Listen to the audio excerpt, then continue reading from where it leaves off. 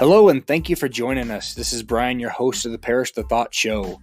The opinions of said host and our guests have not been sanitized or scientifically tested, so please consume at your own risk.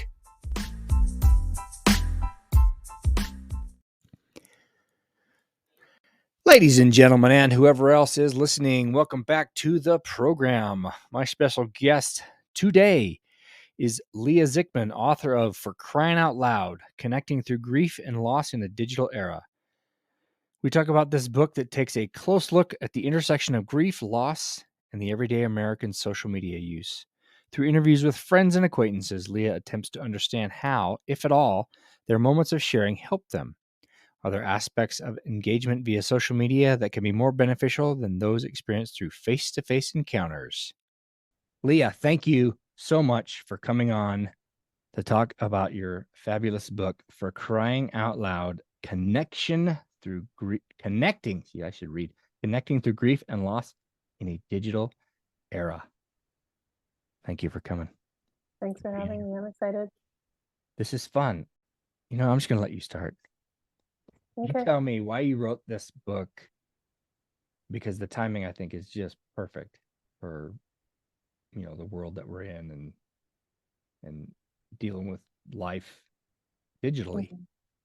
Yeah, I feel like the story has kind of evolved the further I've gotten away from it. So a couple of years ago, I really was looking to build my writing career and just wanted, I was looking for something else. And I felt like there was this thing that I wanted to do that I wasn't doing, which was write. And I signed up for this book writing program that I heard about through someone that I went to college with. And life just started happening, and I kind of forgot that I can put my name in for this program. And then a little over a year ago, I found out that they had space in their program. So that was like September of last year. They had space in their writing program. And I was so excited to do it, but I also was like, this is the worst time to do this. I had just stepped away from my position at work. I was taking some time away, and was coming out of a few months of being a caregiver for my dad, who was really sick at the time. And so I said no to the program, and I was like, I'm so sorry. Like, this isn't the best time for me to take on a project like this. I just have too much going on. And I sent that email and regretted it immediately, and knew that wasn't the decision I wanted to make. And I called my sister and I was like, I think I want to write a book right now. And I also feel like that's crazy timing and I don't know what to do. And my sister's like a pretty realistic person. She's great for advice. And she was like, basically like, why are you calling me? Like, I feel like you do know what you want to do. And so it actually started with me wanting to write a book first. And I would love to be like, oh, it's this thing happened and I wanted to write about it. But it was that I really set out to create something.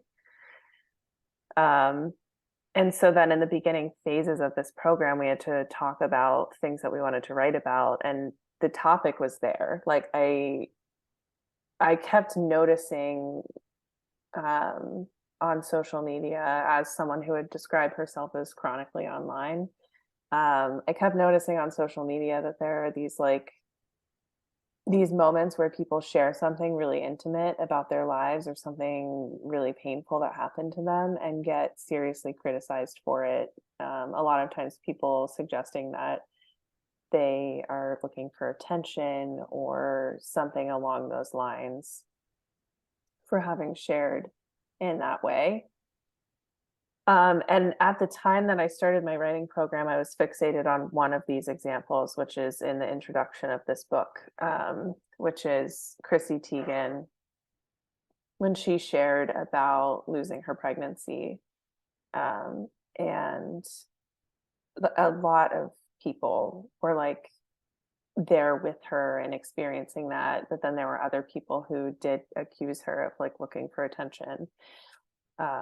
And for sharing that. And so I actually set out to write this book completely separate from my own life experience, and just to kind of take more of like a cultural, like sociological perspective on social media and how we're talking about grief. And so I committed to my writing program. And maybe 2 weeks after that, my dad got a call that he was finally getting the liver transplant that we had been hoping for a very long time while he was super sick. And so my sister and I spent that next month in the hospital with my dad through his procedure and through his recovery and stuff like that. And, in my 25 years of life, that was like the biggest thing that had happened to me so far. And it was a really big deal. And it was also something that felt like very isolating from other people my age. I didn't really know a lot of other people my age who were going through things like that. And I just shared about it on social media as it was happening. So I would share on Instagram what was happening with his procedure, how he was doing, like anything that we needed. And my sister would share on Facebook and stuff like that. And it was kind of like a way for me to like put this hypothesis in action that like community does exist on social media and that like you can find connection in those spaces. But I wanted to like be able to speak for it in my own terms. And so I was kind of sharing about my life and watching my dad's recovery happen as I was writing this book and interviewing other people in my life to try to answer some of these questions about how we're using social media right now, how people are looking at it and criticizing it, and is it helping people? So yeah, that's sort of the gist of the book. I just was trying to like share my own experience and also ask people that I knew who had talked about their experiences with grief and loss and caregiving. And I even interviewed someone about her divorce and like the grief process there and all of these different painful experiences, and bringing them to like social media spaces and being like, does it help you to talk about it in this space? Um, and can we look at it differently for that reason?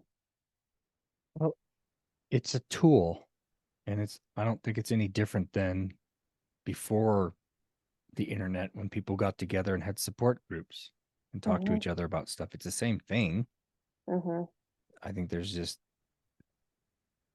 a mentality. I think it's more from the older generation that social media is ruining the world, which is the biggest lie. Well, one of the biggest lies out there, because it's not. It's just a tool.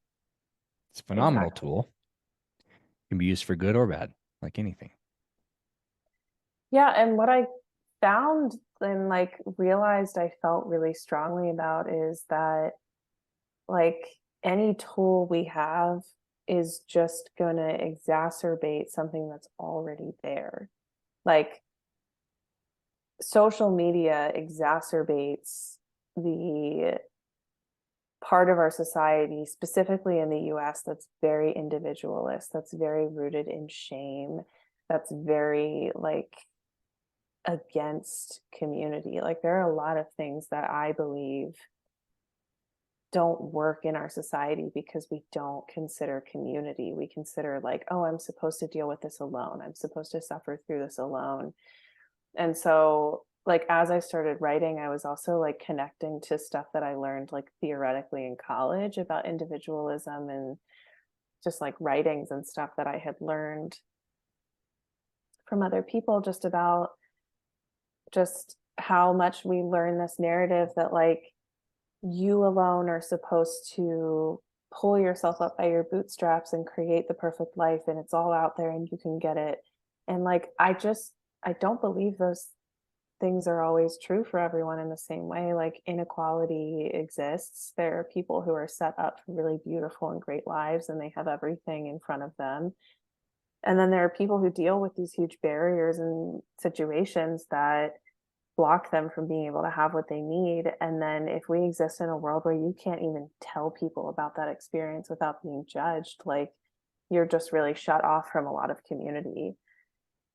And I wouldn't say like I felt that way. I think for me, I just kind of was like, I'm in my early 20s and all I'm really seeing on social media is people like out at bars or people going on vacation and like doing all of these fun things. And like what I want to share about is like, Yeah, I guess because so many of the posts when the social media started to happen was all the posting of perfection, perceived perfection, which is a mhm, myth.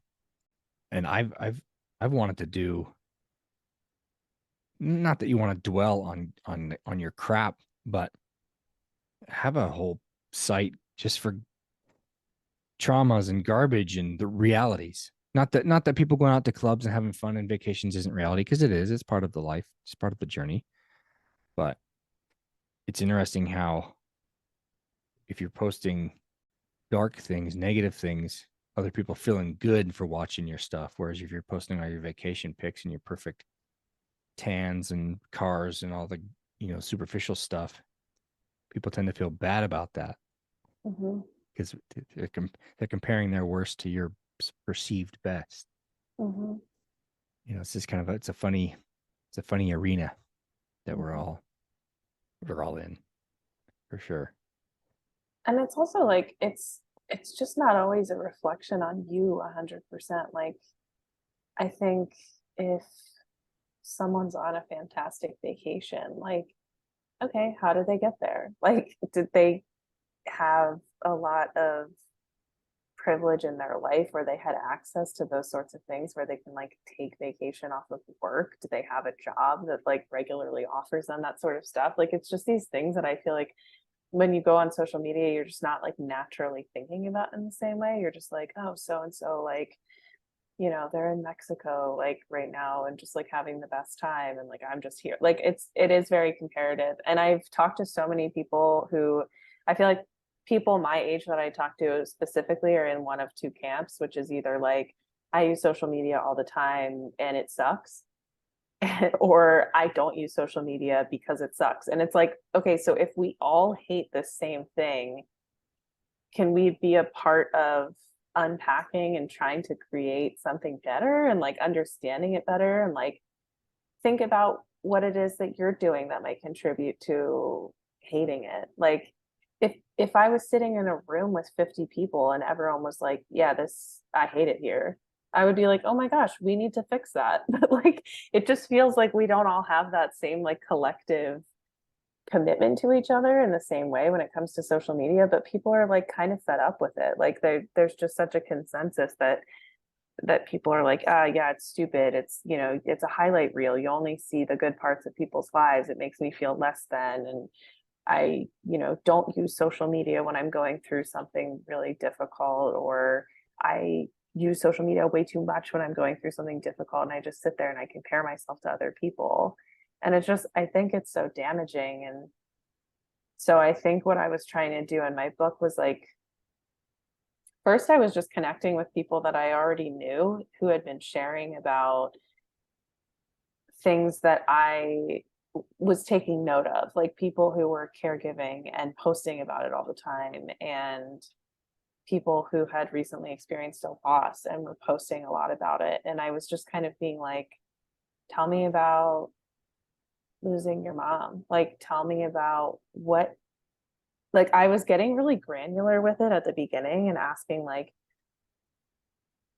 one of my friends, the day that her mom died, she like posted an Instagram saying that her mom died. And I was like asking really specifically, like, did you read the comments that people posted on that day? Like, did they do anything for you? Like, what did that do for you? Like, there's no way to totally understand that all the time, but I just want to understand, like, what did that do for you? Because if it did something helpful, I want to get that. Like, because on the other hand, like I think people are really critical of that and being like, why would you post that? Like, why would you be so open about something? And it's like,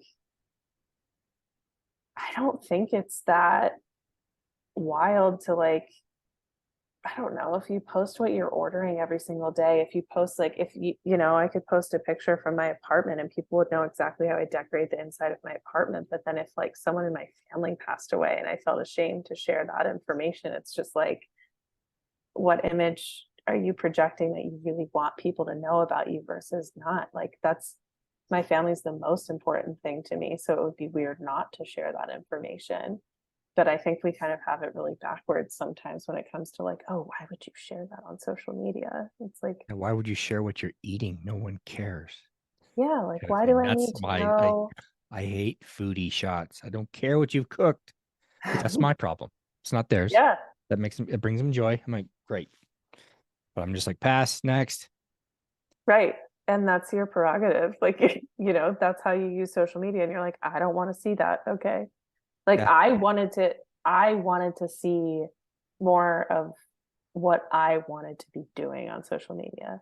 I wanted to be talking about my caregiving journey, and I felt embarrassed about it because I was observing and I was seeing that people were like kind of calling it out and saying that it was attention seeking. So I was really trying to like dive into that and unpack and understand like why do people think that? Because like I could easily say I think it's attention seeking that you're posting like bikini pics while you're in like Mallorca. Like I don't know, like that could also be attention seeking. Like we by using social media, we're inherently wanting attention. By I default. want attention for the things that are meaningful to me Yeah. right now. Well, and sometimes we have a tendency to think, who am I? Nobody wants to hear from me. Hmm. And that's a lot of the reaction I get from people when I ask them to come onto my show. Mm. Who wants to hear from me? Well, I do for one, but yet online we'll post everything, Hmm. which is okay. Again, it's an arena, it's a tool. What were some of the biggest ahas as you were doing this, as you're doing all this research and the things you learned, something you didn't think you would know or didn't think you would learn or surprised about? I think one of them was not totally understanding like how far back it goes that we learned to internalize shame around grieving. And like I was familiar with Freud from just like general education and stuff like that. And I took a psychology class in college and we talked about Freud. And there have been many psychologists after him who have studied things and debunked some of his theories and stuff like that. But something I learned when I was doing this research was that, like, at one point, he was really pathologizing grief and telling people that, like, after a certain period of time, if they were still struggling after a loss, that there was something wrong with them, that, like, they needed to work on that. And then years later, I want to say it was like 12 years later, but I could be wrong. But like a significant amount of time had passed after he had published some of this research. His daughter died, and he grieved like any other parent would in losing a child, which is like, one of the worst things that can happen to you in life. And like took back every single thing that he said, but it was too late. And like people already culturally had been making this whole shift. And like before he asserted this, there was like the Victorian era, there was like people who would wear like mourning gear all the time and show that they were in mourning, and it was like socially acceptable. And so doing this research made me realize how much of our social norms are really shaped by people's behavior and by what we're learning from experts and the messaging that we're receiving and stuff like that. And I think my experience today is still that, like, if you're in any kind of grieving process or something like that, we're really uncomfortable with it in general. Like, people really want you to be able to move on quickly, or they're like, well, at least this didn't happen, or, oh, you're so upset about that. Like, it just feels sometimes like like, as a society, are so uncomfortable with people experiencing grief because it would make us confront the things that we're afraid of. And so we're really trying to like push people past that. And it's not helpful for healing. Like, and Yeah. luckily I didn't have that a lot. Like I talked about in my experience of caregiving, I was experiencing what's called anticipatory grief, which is like a very genuine and regular process of like picturing your loved one dying and feeling and knowing that it's like a reality and stuff like that. And I had friends who just like were super understanding about it and like said all the right things. They weren't going through anything similar, but there were other people who were like, yeah, but like, he'll get better and like everything's fine and stuff. And I just like didn't feel that way. And I just wanted someone to empathize with what I was experiencing and being like, yeah, this sucks. I would be scared too. If I was going through this, I would think the same things you're thinking. And you can tell me every thought you're having. Like I had one really close friend. Obviously, I'm very close with my sister, and I wrote a lot about our relationship in my book. But I had another really close friend who just like kept affirming for me all the time. Like she was like, you can always share these thoughts with me. Like whatever thoughts you're having about your fears about your dad or whatever, like you tell me these things and I'm not gonna like call someone or like judge you or whatever. And like I needed to have that. Um, but I think in general, we're really, really afraid of those thoughts and being around people who express those things. And like, I don't know, it's just part of life. I think one of the best things you can say to anyone in any kind of crisis is, I'm sorry. What can I do to help? Mhm. But I think we feel like we have to say something and we're uncomfortable with it. And so we say, well, like if one of your kids died, well, you got three more. Well, that's not helpful. But we say things that we think are helpful when they're terrible. Mhm. It's so you're like, you're not hearing me. It's not validating at all. Mhm. Like, I'm sorry, like you said, your friend said this sucks. This would be hard. But yeah, we're uncomfortable and so we don't know what to say. And I think people I think they want to be able to help and they're so helpless. So they are nervous and I think say really dumb things, not Mhm. intentional. That's my theory on some of that, why we're so uncomfortable with it. Because I Mhm. now that social media is here, if I had if something was going on with me, if I had a disease or if I was on my way out, I'm gonna I told my wife I'm documenting everything. If I get hit by a bus tomorrow or I get cancer tomorrow and have to go, I'm documenting, I'm podcasting about the whole thing because somebody can learn from that. That's my I don't theory. know if this is like too like PG-13 for this podcast, but I don't um have a rating. It's anything. Mature audiences and immature audiences watch this. We're good. there's a podcast I listened to one time that was phenomenal. It was two best friends. It's called Dying for Sex. And the one girl was given a terminal like cancer diagnosis and she felt like she just like hadn't explored enough in her life. And so she like went out and had all these sexcapades and her best friend just interviewed her about them. And it was like a really special and fun way to document her experience because I think she just didn't want to keep talking about how she had cancer all the time. And people would always just want to ask her about it. And she was like, I want to enjoy myself. Like I want to have a good time. And so it was a great podcast, but it's just like an interesting, like I'm sure there were people being like, why would you document this? Like, why would you share this? And it's like, because that's what she wanted to share about her life. Like I learned something, like I shared it with my friends and was like, this is a really lighthearted way to look at something that's otherwise pretty morbid. And I liked that. No, because you got to laugh. You have.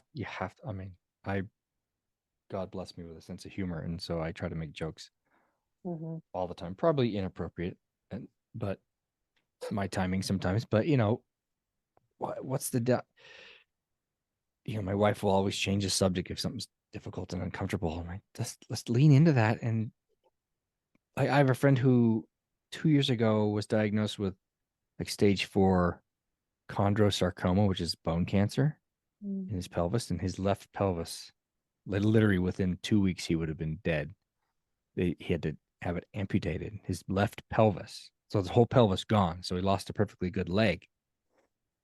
And now, I mean, he makes jokes now. It's still hard, obviously, but he makes jokes about it.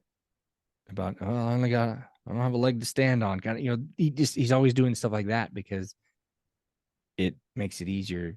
Because if you just dwell on how sucky it might be, then he says you'll just go down these rabbit holes you'll never get out of. Mm-hmm. So laugh at yourself, I guess. Yeah, you have to. Um, there was something else I was thinking about earlier. I think I went off on a little tangent. Tangents are okay. Um, Something else that I started learning through this whole process was how much of, I think you were saying, like, people don't always know what to say when someone's going through something and they want to say the right thing and they don't. And people can be really well intentioned, and that's great. But for someone who's grieving or going through something really awful, they need that sense of community. And so something I was writing about was that social media can be a really great tool for people who haven't found their community through their grief. Like, there was a girl on TikTok who lost both of her parents in the same year, like through two separate tragedies, which was just awful. And she made TikToks about it and had all these videos of them and stuff like that. And then she just kept sharing about it. And there was someone who commented, like, why do you keep sharing this about your family? Like, isn't this kind of private within your family? And she was like, yes and no. Like, I feel like I'm talking about it with people close to me every single day. And I feel like I'm bringing them down. And sometimes doing this connects me to people who are going through the same thing. And it's just like validating and helpful to like have that experience. And it just made me see, like, as much as we can look at social media as like a really negative space, and like that it's, doing all these awful things for like psyche or whatever, like there's a lot to be said for connection and feeling like your people are out there. And I don't know if it helps you connect to people who've been through something similar, or people who know how to even respond to what you've been through. I think that's worth something. Um, and so I think it is powerful in that sense that it's been able to like connect people. Um, and there's just so many different like platforms and online spaces for people who are going through really, really specific things. Like, my sister and I found this, well, actually, my sister found a caregiver for liver transplant patients Facebook group, which sounds so specific. Like, it's not just like, oh, like young caregivers or anything like that. It's like caregivers for liver transplant patients. It's a huge group that is active every single day. And there are people talking all the time about like different anti-rejection medications, getting the call to finally get a liver transplant, like all of these different things. And I just didn't know something like that existed. And I never would have looked for it either. Like, when you're in crisis mode, a lot of the times you just don't even think like, oh, I need to go find community on Facebook. You're like, I don't know how to fill out these forms. Like, I don't know how to do anything. You just like can't think past the next thing that you have to do.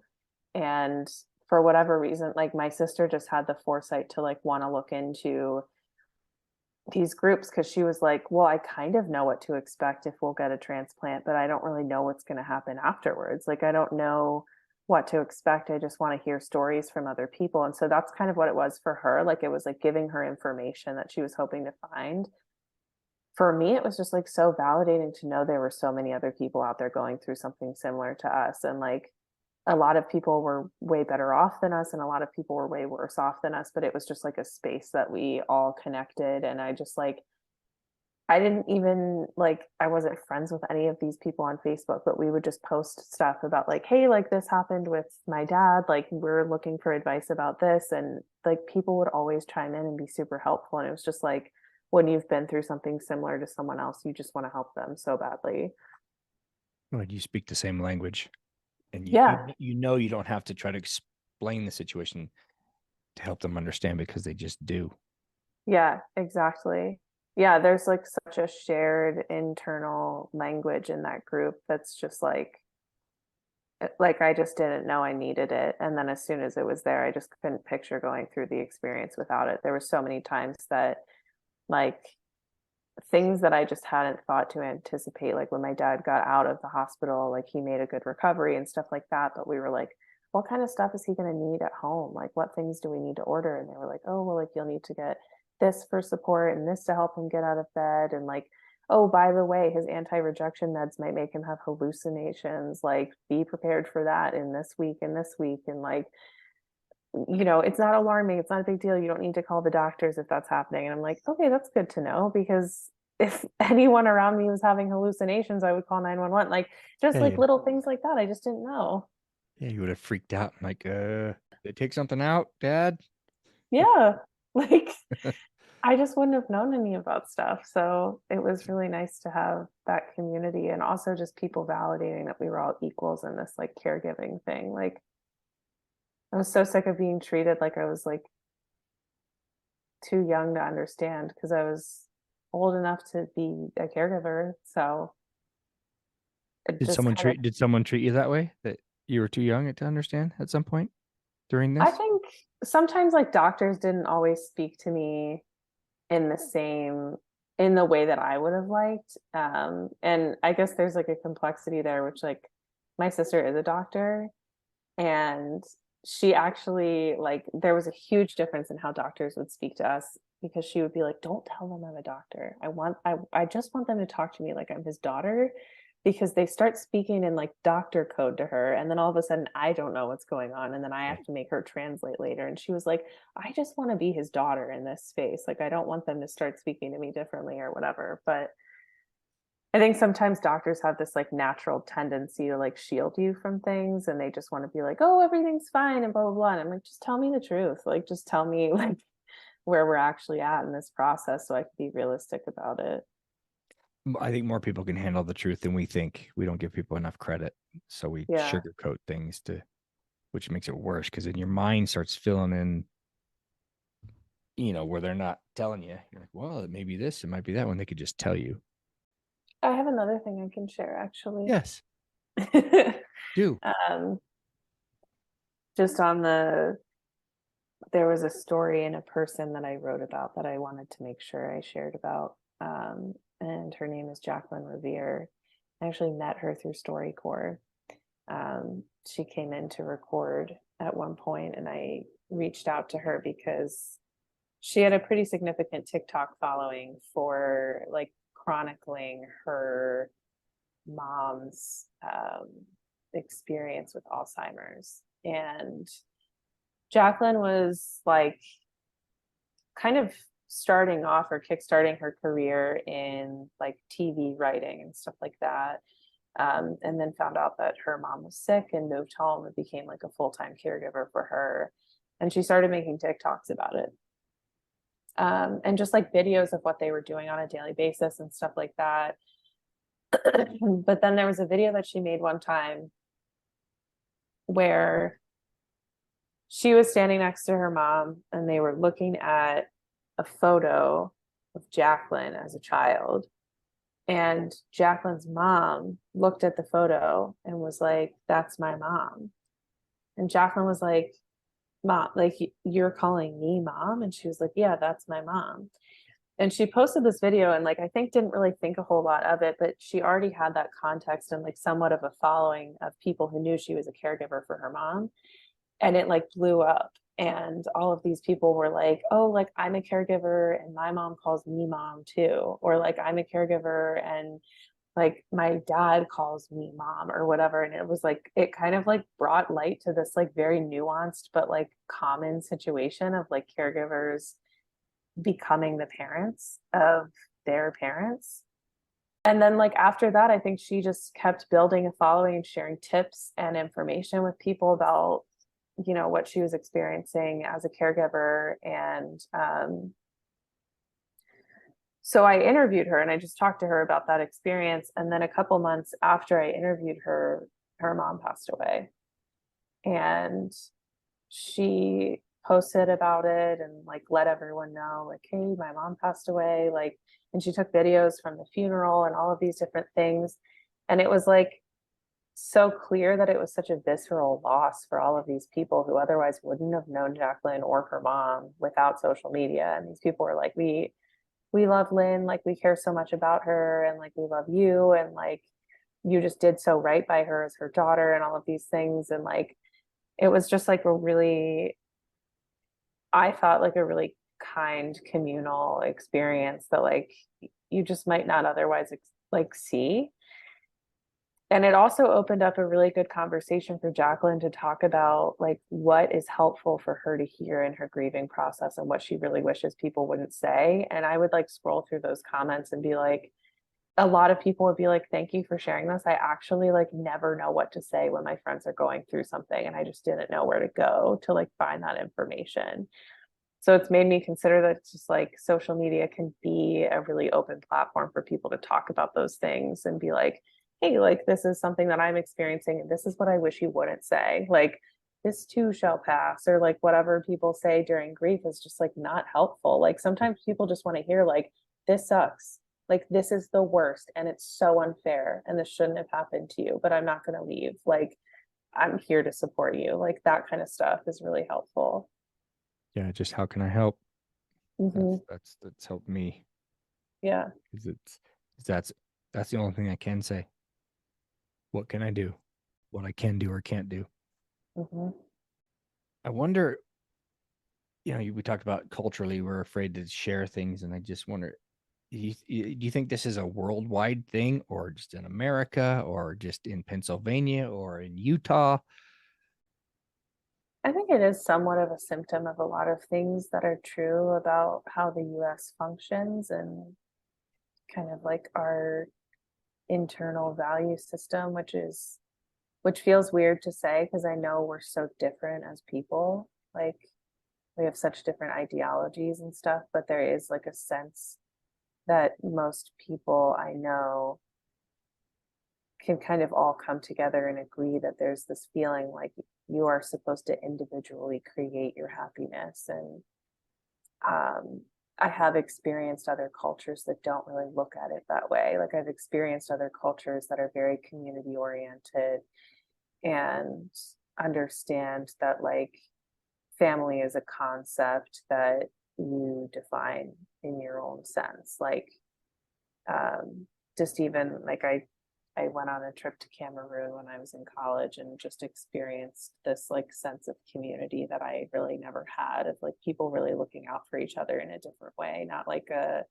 hey, I'm being polite as your neighbor and I'm gonna like put your trash bin out. It's like if you don't have what you need, like my day can't continue, like that kind of thing. Like we don't really have that here, and it's like kind of a huge bummer to me. And like I think if I had never experienced it in other cultures, I wouldn't even think that it could exist. And so like I think this is I know that my book is just kind of the tip of the iceberg in a lot of ways, and there's a lot of stuff that I think that we just like really can't fix overnight about how we think about achieving what we want in life, and that it's somehow supposed to happen on your own volition rather than because you have all these people in your life. And it's like there's like these celebratory moments that we have, like a wedding or like a birthday party or whatever, and it's completely normal to be with tons of other people to celebrate those things.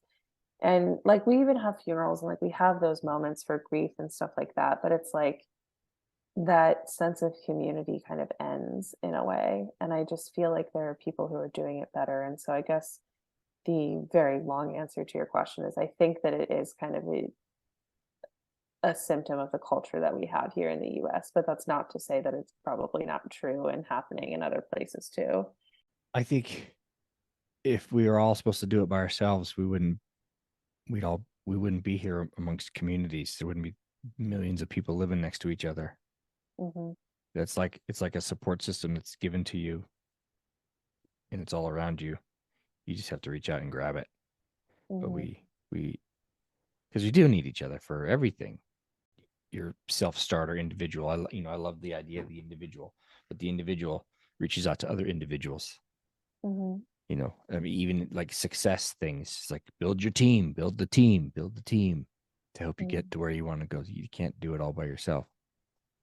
Yeah. So we do need to rely on people, and it's not. I think maybe there's a thinking that I'm weak if I have to rely on somebody for anything, and I get that. Uh, Years ago, about 14 years ago, we lost a business and almost lost our house, and I was on. I tapped into the welfare system for 4, 5, 6 months and used Hmm. it for what it was there for. and had a really hard time accepting help from my neighbors. Mm, And I realized back then that if I don't allow someone to help me, then I am stealing their blessings. They need that. mhm. And so now somebody wants to help, I'm like, thank you very much. I'll take your help. Because I don't when we offer help, we don't want it to get rejected. I Because think we that feel takes like a we're lot useless. of empathy too, like to consider that someone else wanting to help you is gonna make them feel good. Like a lot of times, like we reject help because we're only thinking about our own pride and like, oh, what will they think of me and stuff like that. But I've never thought less of anyone for letting me help them. So why do I put myself Why up? do we do that to ourselves? Yeah, it's weird. Like I've always like I think if I even if I'm like, "Hey, can I get you a glass of water or something?" And someone's like, "Yes, please." Like there's no part of me that's like, "Ugh, can't believe that they would I let am me give them a glass. I am so above you, right? Yeah, like I'm always like, I'm so grateful that they're letting me do something for them because that's all Yes. I want to do. Like if I'm having someone over to my place, I want to offer you things. I want to make you feel comfortable and nurtured. Like I think those things are very inherent to us, but because of our like the society that we're in, we're taught to be like, no, always say no to help. Like don't let people help you do this or blah blah blah. And it's like, why though? Like it's a better experience for everyone. It's just vulnerability and it's like an intimacy and like even if it's with a stranger helping you with something, you're gonna have an experience where you feel closer to them or like you see their humanity because they wanted to help you and they care about you. Yeah, how dare you show that you're human? Yeah, That's pretty bold. yeah. But I felt that way a lot. Like, there were a few times when I was sharing about what was going on with my dad on social media. And it was kind of like I was getting to this point where I was like, okay, if I'm going to talk the talk, I should walk the walk. Like, I keep telling people, like, it's a great space for this and like you can use it for that. And that's not to say that like every person who has social media and is experiencing grief, in my eyes, needs to talk about it in that space. I'm just saying, like, it is one of many spaces where I think that you can find community and solidarity. But I felt like it was important for me to talk about it. And one of the things that I felt comfortable with was joining this like closed Facebook group for caregivers. But one of the things that I felt super uncomfortable with was when we were looking for a liver donor for my dad, they suggested like and they recommended using social media to like find a donor, that many of the people who found living donors used social media channels and just like put the ask out there and stuff. And like I could not think of a more embarrassing thing that I had to do. Like I don't know why, like I was just like this is so embarrassing. Like I ask for donations at my job and feel embarrassed sometimes to like ask people to contribute to work that I find really important. Like there's not like there's a disconnect for me in terms of understanding that like getting those donations keeps us going in what we're doing. And there was such a direct correlation between like you need a living donor or else your dad is going to die. Like no one said it to me that way, but that was the situation. Like he was so sick, it was like 100 degrees in the summertime and he was saying that he was cold. Like he was so sick. And I just like had this sense of urgency that I didn't know what to do with. And we had to like start asking people. And I was like, I could not think of uh, something that would make me feel more shame than having to ask people to do something this big. Like it's a huge ask. And to use social media in that way, I'd never used my social media platform in that way. I'd always used it to share my writing or like good things that were happening in my life. And here I had to be like, hey, I have a really sick family member. Like, this is our last resort. Like, we really need this. And it made me self reflect on times that like I might have judged people for asking for things from other people when they were in need and stuff like that. And it's just like, I feel like I really had to like reflect on what I cared about and if nothing mattered more to me at that time than getting through the situation we were in. And I just realized I didn't care that much what people thought about me. But I think that is a barrier for people a lot, especially if their social media is a way to project. one image of themselves that, in some of these situations, it kind of shatters. That's fascinating that you were so resistant to that when it was literally a life saving, but you asked for money and donations for your work, right? Hmm. That that matters too. But that's interesting that how you felt. That's a fascinating perspective. I thought people were going to judge our family. Like, I thought that a lot of judgment and shame would come back on us. And maybe people were thinking in that way, but it just wasn't more important than what we were dealing with. Like, What, what did you think they were going to judge you for? I don't know. I mean, I don't think it's a secret, and it's something I've spoken about with other people a lot, and it's something my dad really comfortably speaks about too. But a lot of the reason that he was sick and because he had liver issues, a lot of that came from like drinking his whole life. Okay. That perspective makes sense. And I was worried people were going to judge us for those reasons. But I also I have a really good friend, he's an engineer, and one of the things he taught me was when he was in school, they were taught to ask why 5 times every time they like had a problem in front of them. And like that's been really helpful for me to unpack like, okay, so I'm worried that people are going to judge our family. Why? Well, because part of this is a symptom of my dad's drinking. Why? Well, because that kind of runs in the family. Why? There's some generational trauma that like we haven't really worked through as a family, and a lot of families experience that. Why? There are structural issues in this country that really like kind of lend themselves to experiences that are super common that we don't talk about. Like, so it's just like little things like that that I'm like, why would I shoulder all of this like shame for stuff that is incredibly common across people everywhere? Like, these are not isolated experiences that we're having. We just really learn to only talk about some of them.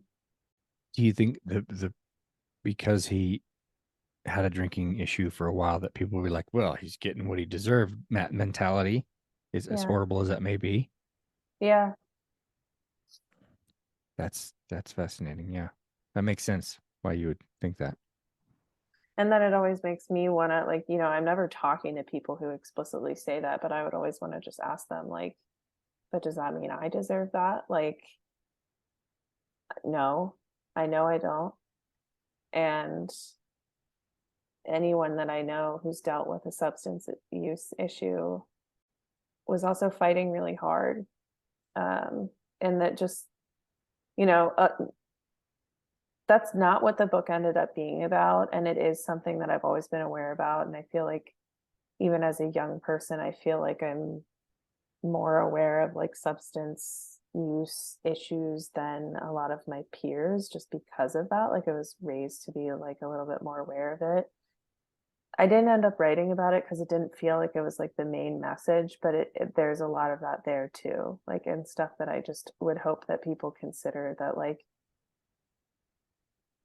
we just need to, if you feel like you don't understand a situation someone's going through, you have two options, which is to be like, oh, okay, well, I don't understand it, so I can't judge it, or you can try to learn about it.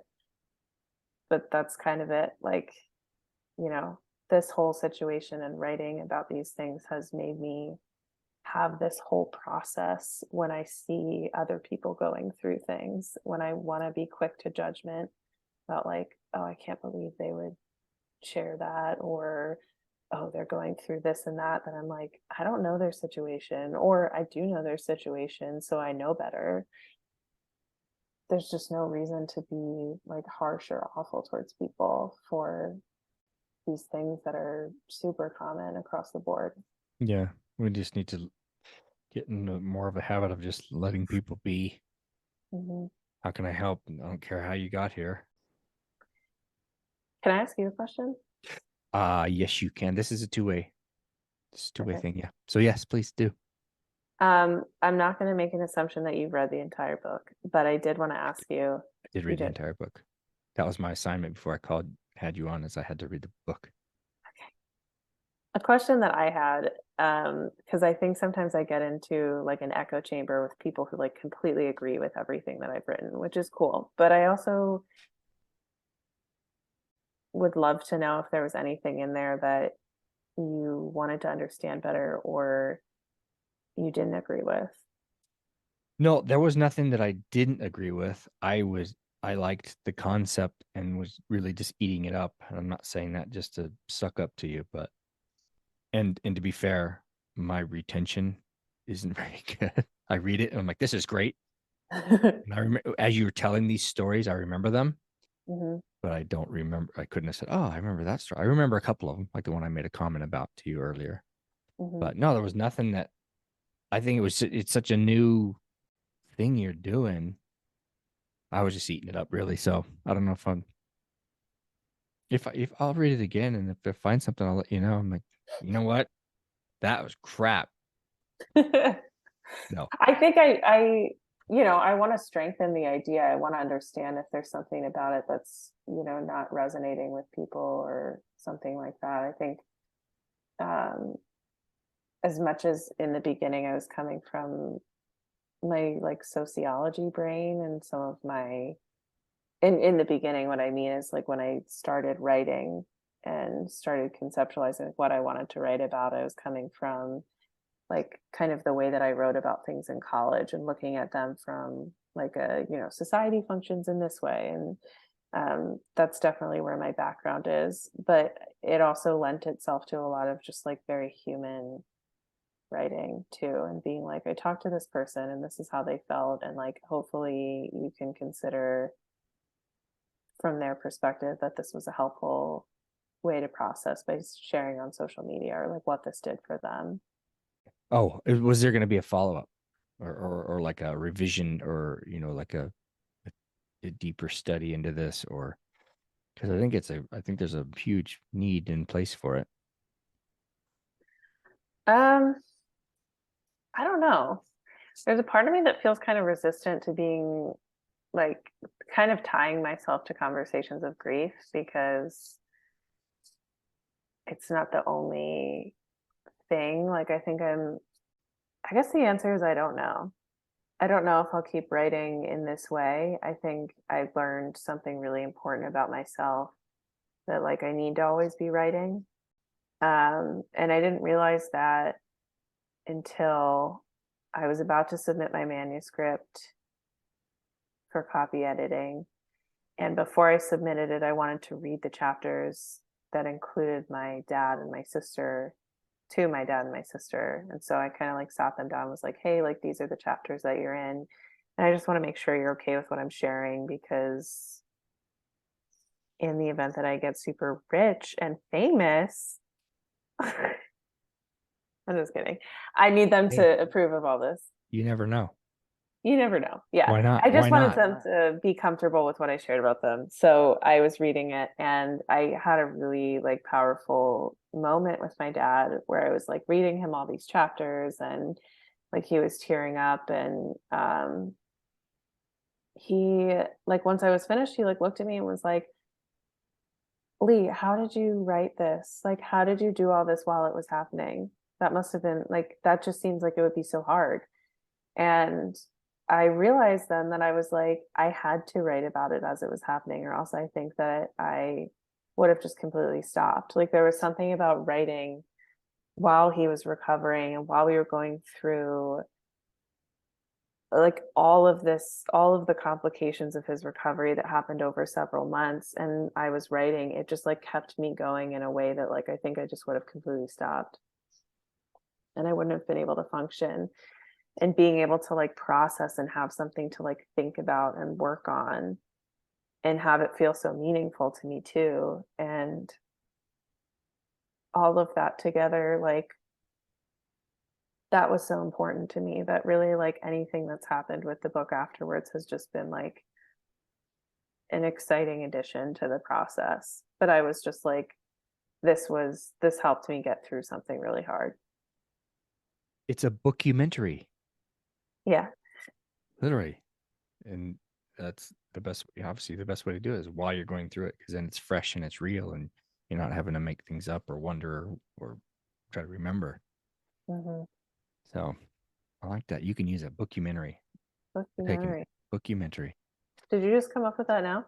It just hit me. So you can steal it. um, how's that different from a memoir? It sounds cooler. Yeah, you're Way right. sexier than memoir. Memoir sounds that's like symposium. Yeah, Snorta, yeah. but Documentary. bookumentary. I think Yeah. if I were to write something else, I'd also probably talk about like, and I posted something about this recently, like digital love languages or ways that we're using all of the tools that we have to connect with each other. So, like, through, I think this is actually a pretty uplifting book, but I think because grief is in the title, like people might be like turned off to it and be like, well, I don't want to read a book about grief. Like, I don't relate. But I think it's a lot easier for people to relate to messages of love and connection and stuff like that. And like, this book, for crying out loud, is about love and connection. It's just about the other side of it. But I'd be interested in exploring like, ways that people feel loved and connected to each other in a digital era too. Yeah, you could follow up with the five love languages digital style. Hmm. I think that'd be great. Hmm. That's a great segue. Yeah. Boom. There you go. Next project. So what and and in maybe wrapping up, what do you want to share? Is there anything you want to talk about that I haven't asked you that you think is really important that people should hear?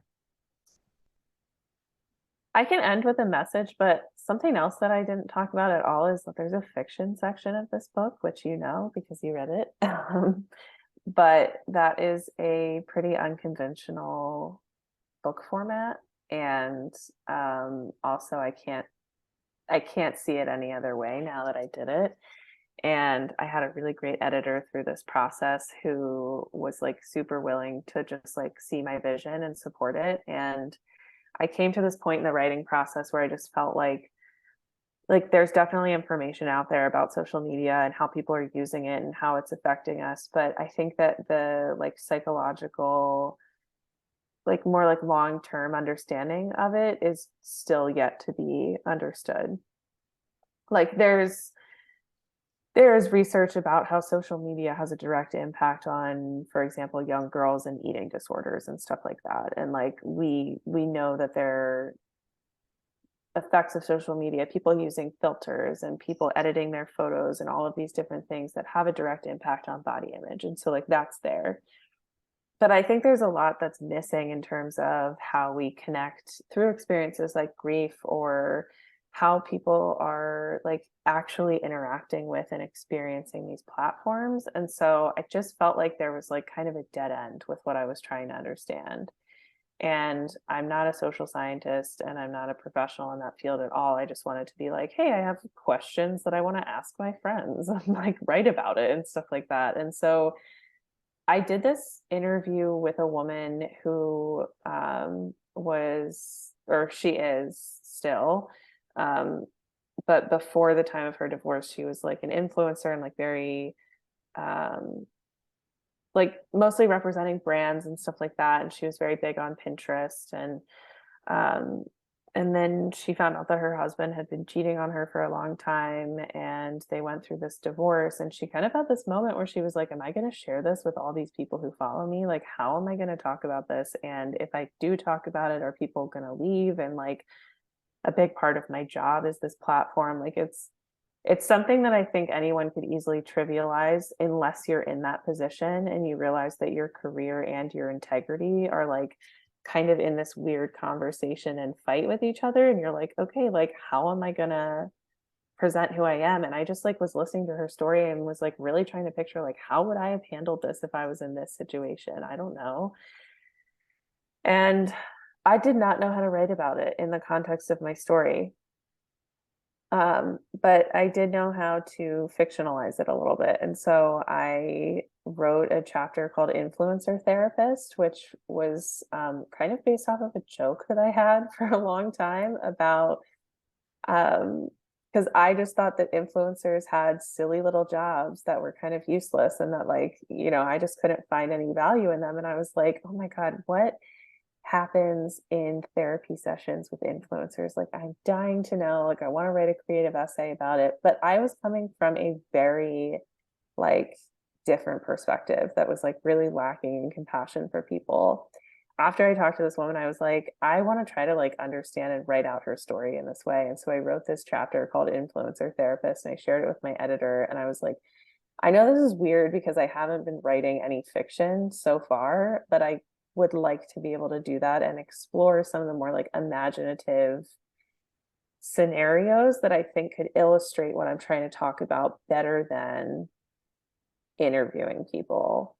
And he was really supportive and kind of led me in different directions of different ways that I could do that. And so there's a whole fiction section that's like, this is kind of what I would hope it looks like if we understood how to use these tools, or if we had different tools to connect through social media and like stopped seeing technology as this like evil thing and just saw it as a tool that is part of our society right now, just like any other tool. And if you know how to use it really well, you can connect with people just as well as you can in person. Um, and I don't always even feel like people are connecting that well in person. So it's like, why judge that technology can also be a space for it? Because it can just be a different space. So all of that to say, there's a fiction section of this book, which I think is fun. It is fun. Do you think the social media is, and maybe it's doing both, maybe it's helping and harming in terms of people's ability to communicate? I mean, look at my kids, and they're on their phones all the time, but they don't like to interact with other humans. Mhm. They're very shy about it, but they're always on their thing on, and maybe they're just consuming stuff and not actually having conversations. But I think again, it's a tool. It's probably providing. I love the tool. It's allowed me to share my thoughts, my voice. Mhm. And honestly, I'm an attention seeker to some degree. I'm like a clown. I like it. I like the attention.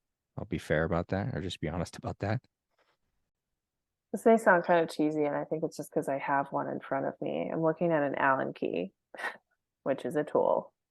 I picture handing an Allen key to a like 5-year-old. They don't know what to do with it. They don't know how to use it or whatever. And they might sit there and like bang on the floor with it or whatever. And you're just like, okay, like this just isn't how this tool was intended.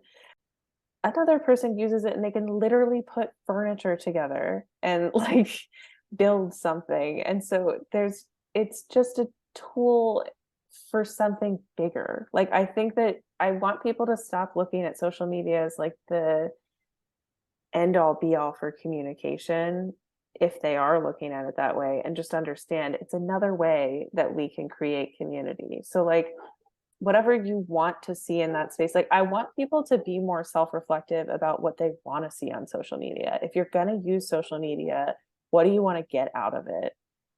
And is that possible? Does that exist there? And are you doing anything to create that? Like, I feel like every once in a while I'll go out of my way to like ask questions of people that I engage with on social media and just try to like understand them better. Like, one time I put a poll on my Instagram story that was like, when you post a song to your Instagram story, like, why do you do that?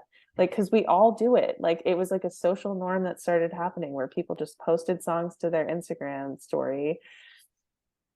And I wanted to understand, like, are you posting it because you're listening to a sad song and you feel sad and you want people to know that you feel sad? Or are you posting it because you know this artist is popular and you want people to know that you have like cool music taste? Or like, there's all of these different things, and like none of them are right, but like, just let me like see you a little better, and like let's engage a little bit better and like connect more. And so like, yeah, I think I just sometimes I just feel like people are like, we're all using it at this like really basic level and could be using it in a much better way and forming much better connections and using a tool that, again, we keep saying it, it's just a tool. Yeah. It's not evil. It's that we're No. using it in ways that are kind of evil sometimes. It's like TV when it came out. I'm sure people thought that's from the devil. Mm. Well, it's just another tool. But and you mentioned that people posting songs. I see those and I don't even know what to do with them. I just move on because there's no context. They didn't say anything. It's like a song. Like, am I supposed to click on it and listen to it? I don't know what to do with it. Right. Like, are So, you posting this because you want your ex to see that you're listening to that song? Like, what is this? yeah, How am I supposed yeah. to know? Context. I would say context, or another thing that I have a peeve about is when someone will put something that almost like, I call it baiting. Mhm. And I don't know if they're doing that on purpose, but they're like, "Hey, need your prayers." And they won't, that's it. I'm like, Mhm. all right. Well, if I'm going to do that, help me understand what I'm praying for, or what I'm giving my good vibes to. So you have to reach out and ask. And maybe, again, like, I don't know. Mhm. That's just my peeve. Like, tell me what I'm doing here. Give me some context and I'll join your club. But if you Right. just put something out there and do a drive by, I don't know what to do with it. Right. And then it makes me wonder, like, are they not comfortable sharing what's going on? Like, how could they share that with people and get more Yeah. specific prayers, maybe? Yeah. Like, Stop teasing me, yeah. kind of thing. So, Like, I could sit here and send vibes out to all my best friends all the time and be like, just hope you're having a good day. But like, if they're struggling specifically, like, I want to focus on that. yeah. So you can do something, I guess, but Yeah. how can people find this fabulous book? How do they get it and reach out? How do they Um, connect with you and how do they get the book? yeah. The book is for sale on Amazon, Barnes and Noble. It's for sale online. There's a local bookstore where I live that's also selling my book. It's called Pocket Books. It's a Cool. fantastic bookstore. They hosted my very first book reading. And so I'm really excited to have a local bookstore selling it, but I know that, that's not always the easiest for people. The full title is For Crying Out Loud: Connecting Through Grief and Loss in a Digital Era. And I also share about it a lot on Instagram. My Instagram is a combination of, like, my personal life and then also sharing about my book, but my handle is just Lea Zikmund. Your personal life? I don't know if we should look into that. It's too much for Too people to much. see. Too much. Too much.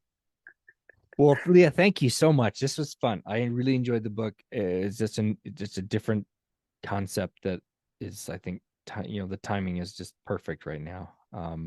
So I Thank you. appreciate you writing it, and I'm glad to know you, and looking forward to whatever else you're doing. And maybe we'll cross paths again on StoryCorps or something again. I don't know.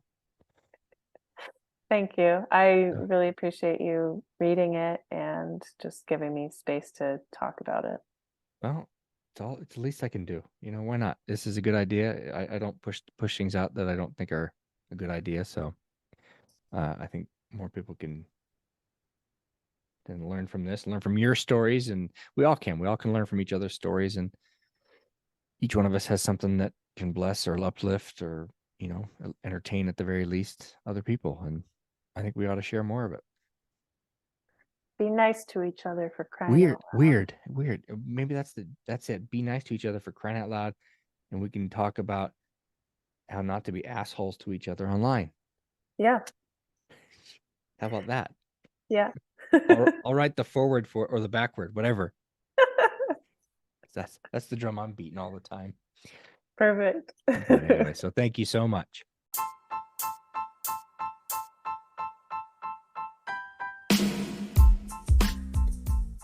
Thank you again for listening to the Parish to Thought Show. We would love your comments and feedback on our website at briankeithparish.com/feedback. If you love or hate what you hear, please give us a rating on whatever platform you find us. You're still here? Click on the next episode for more from the Parish to Thought Show.